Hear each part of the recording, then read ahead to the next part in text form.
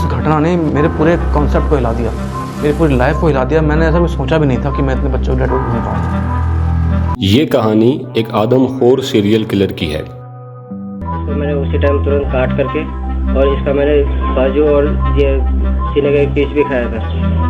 اچھا. ہاں جی, جو میں نے گھر میں ہی مطلب کچن میں بنایا تھا. کچن میں بنایا تھا. ہاں جی.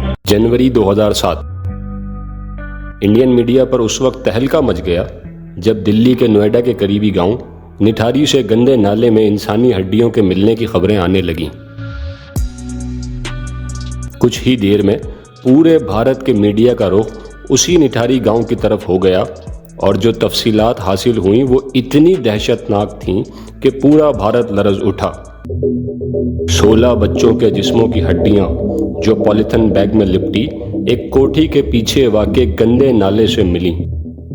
2 جوان لڑکیوں اور 16 بچوں کے غائب ہونے سے شروع ہونے والی داستان کا انجام اتنا بھیانک بھی ہو سکتا ہے کسی نے نہ سوچا تھا. انڈین ہسٹری کی سب سے تھرلنگ سٹوری ریویل ہونے جا رہی ہے. یہ سچی کہانی ہے ایک عیاش مالک اور اس کے آدم خور نوکر کی. اور میں ہوں 50 ٹی وی.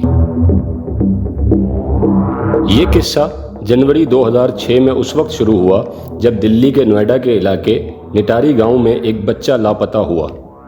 ڈھونڈ مچی لیکن بچہ نہ مل سکا. کچھ دن بعد پھر اسی علاقے سے ایک بچہ غائب ہوا, اور پھر تو جیسے جھڑی ہی لگ گئی. صرف 5 ماہ کے عرصے میں اسی ایک علاقے سے 16 بچے غائب ہوئے اور پھر کبھی واپس نہ آئے. پولیس کا رویہ ہمیشہ کی طرح جان چھڑانے کا تھا. لوگوں میں طرح طرح کی کہانیاں پھیلنے لگیں, جن میں سے ایک آدم خور کی کہانی بالآخر بعد میں سچ ثابت ہوئی. مئی 2006 میں پائل نامی 22 سالہ لڑکی کے غائب ہونے پر نٹھاری میں واقع ایک کوٹھی D5 کا نام سامنے آیا, جس کا مالک مہندر سنگھ پنڈھیر تھا. کوٹھی زیادہ تر خالی رہتی. پنڈھیر کبھی کبھی اس کوٹھی کا چکر لگاتا تھا, اور باقی تمام وقت کوٹھی میں اس کا ملازم سریندر کولی رہتا تھا. تحقیق پر معلوم ہوا کہ غائب ہونے والے زیادہ تر بچے آخری بار اسی کوٹھی کے آس پاس دیکھے گئے تھے. ڈھونڈنے اور تلاشی لینے پر کوٹھی کے پیچھے واقع گندے نالے نے اس وقت اچانک اہمیت اختیار کر لی جب وہاں سے پولیتھن بیگ میں ایک بچے کی کچھ ہڈیاں برآمد ہوئیں.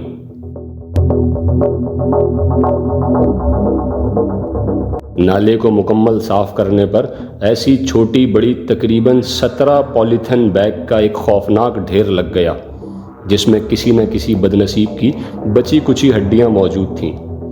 ظاہر ہے پورے بھارت میں سنسنی پھیل گئی, اور جب ایک لمبی تفتیش سے سریندر کولی کو گزارا گیا تو اس نے اس سے بھی زیادہ سنسنی پھیلانے والا انکشاف کیا کہ اس نے ان بچوں کو انسانی گوشت کھانے کے لیے قتل کیا, یعنی آدم خور نوکر.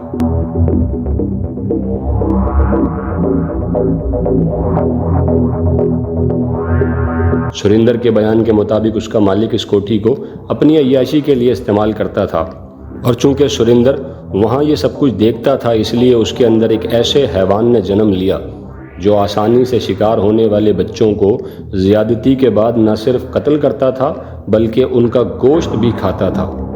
اس کے منہ کو خون لگ چکا تھا, اور اب یہ پیاس بجھتی نہ تھی جب تک وہ انسانی گوشت نہ کھا لے.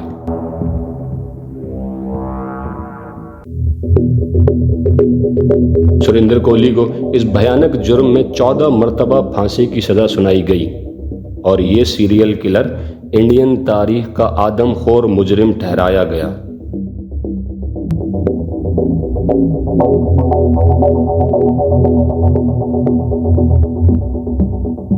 مزید دلچسپ ویڈیوز کے لیے ہمارے چینل 50 ٹی وی کو سبسکرائب کریں اور اپنی پسندیدہ ویڈیوز کو شیئر کیجیے.